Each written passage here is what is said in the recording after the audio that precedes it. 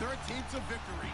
It's Keenum's Vikings going up against Foles' Eagles. Okay, Larry, thank you. We are just off I-95 at the home of the Eagles, Lincoln Financial Field on the south side of Philadelphia. Just a short time ago, these Philly fans in full roar as both teams made their way out of the tunnel. Pyrotechnics ablaze. They're set to go as their Eagles will match up with the Minnesota Vikings. Here's the kicker, Jake Elliott, ready to get this one started. And off we go from Lincoln Financial Field. This fielded a few yards into the end zone. And he'll be knocked down sideways at the 21-yard line.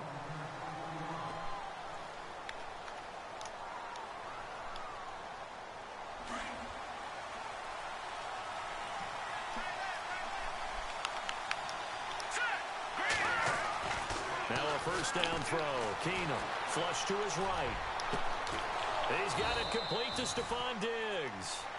And he gets this one just shy of the 40. They'll mark him down at the 39. An early statement on the game's first play. 18 yards and a first down. Keenum now on first down. Being chased out left. And some room to roam now. And he's able to get this one out closer to midfield across the 45. Nice work to get 7 out of that, and it's second down. Okay, he's not going to get the first down, but this is still a nice job of buying some time and then running to get to the sideline and get out of bounds and avoid the big hit. And the D-line pinching together must be expecting the run. Here's Keenum now on second down. Steps away to his left. And he's out of bounds just before the midfield stripe at the 49. Taking matters into his own hands, and he picks up 4 yards and a first down. That was an excellent job of recognizing the situation. His first read wasn't there. Heck, his second read wasn't there. But he bought himself a little extra time scrambling out of the pocket, got to the sticks, and picked up the first down. And his throw's going to be incomplete. Dalvin Cook is running back, the intended target. And now it's second down. Used to have a coach used to tell us all the time, those scouting reports aren't just to use up paper, guys. Well, nowadays, we're watching a computer screen, right? They scouted this team very well. Know that they like to use the running backs in the passing game. They covered that play successfully. Here we go now. Check. Back to the air on second down. It's Keenum. Pressure, and he's going to be taken down. They sack him back right around the 44. Fletcher Cox getting in there from his defensive tackle spot to snow him under for a loss of 4. Keenum going to throw. Eluding the pressure right. Into heavy traffic, and it's intercepted. Picked off around the 37. I think that interception happened for 2 reasons. Quarterback gets outside the pocket and panics a little bit. And receiver doesn't make sure he's absolutely in an open spot.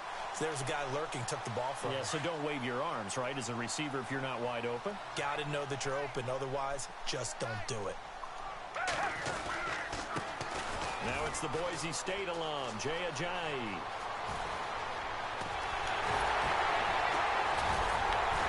And he takes this one all the way across midfield into enemy territory down to the 40-yard line. A big chunk on the ground there, 27 yards.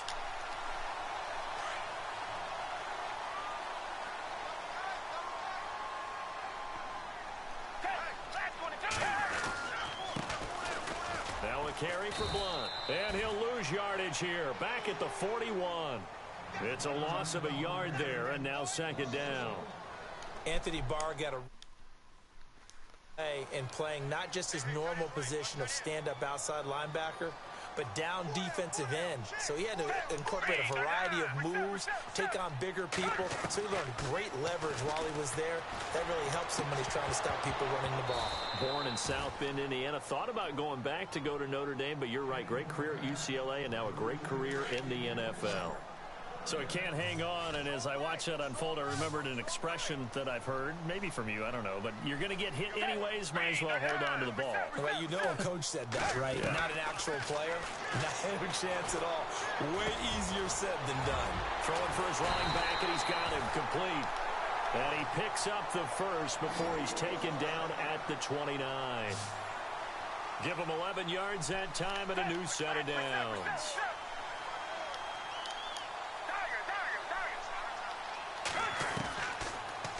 first down. He'll drop to throw it. He's going to flip one out here to his running back. And inside the 20 before he's brought down. Back-to-back 11-yard gains, and they've got another first down.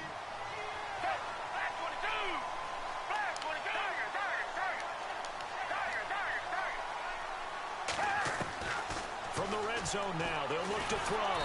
And no escaping this time as he'll go down. They got him for a sack. Ben Gideon coming hard from that linebacker spot. He drops him for a loss of 11.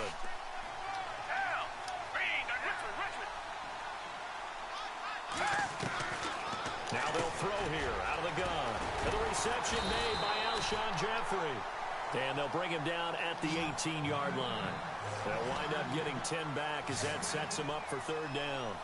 Really been an ideal start for them. They get the turnover on the opening possession. Now here they are moving the ball straight down the field on their first drive. And that feels good, but you know on their side of the field all they're thinking is finish this drive off because they took it away, right? So now you've got them back on their heels a little bit. Now go down, put a touchdown on them. Look out. You've won the mental battle early in the game, and that may carry over for you. Here's the battering ram Blunt.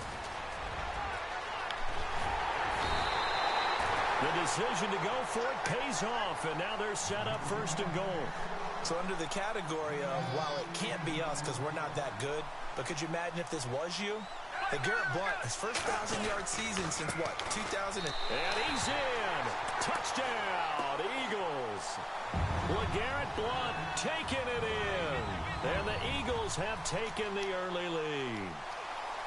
And they're able to run it in. It started with the battle in the trenches. They won there, and they got in for 6 points. And that's going to be a tough one for the defense to deal with. They've got to go to the bench now and figure out how are we going to slow down this running game, because on that particular play, they had no answer.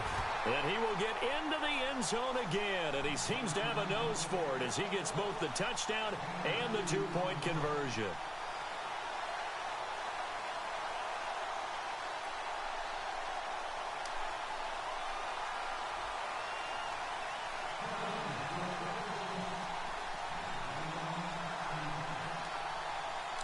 Elliott now to kick this one away. That'll be taken in the end zone. And he'll take it up past the 25 to the 26-yard line. Before the offense changes hands here, let's look back at the Super Bowl February 5th. What a game. I know you were there calling it offensively, though. Impressive on both sides. It certainly was, and let's face it, if you're in Minnesota, it's cold outside, but you talk about the offenses, they heated up in a big way. And how about Nick Foles? The backup quarterback turned MVP.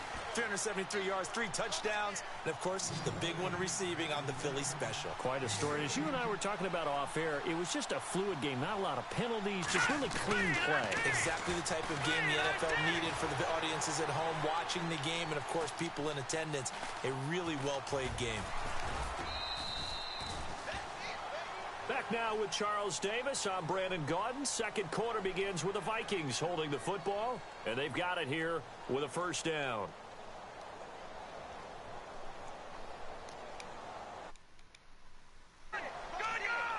Possible run anticipation here as the D-line sandwiches together.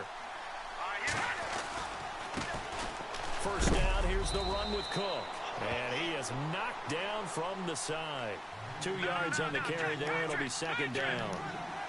Well, he was looking for some running room, and there wasn't a whole lot of it there on that play. I think he was lucky to get a couple of yards out of it. So those defenders, they were rallying to the football pretty quickly. And he's taken down, trying to do a little too much, getting outside of the pocket, and it results in a sack.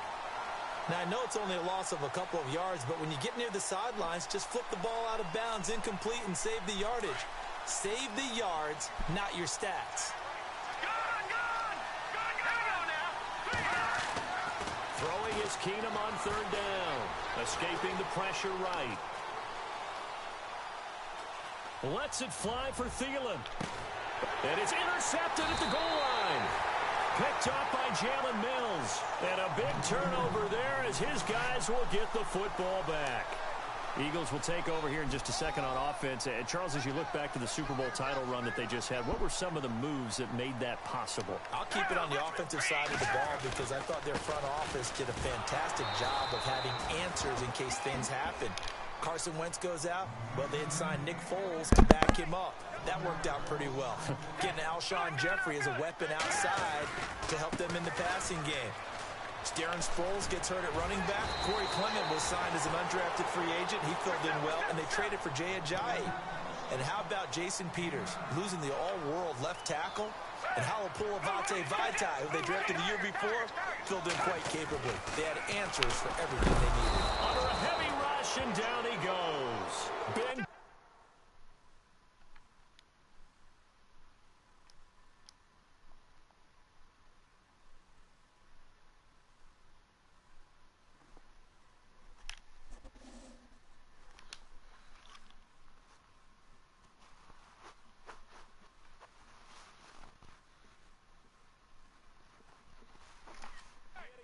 And that's going to bring up a fourth down.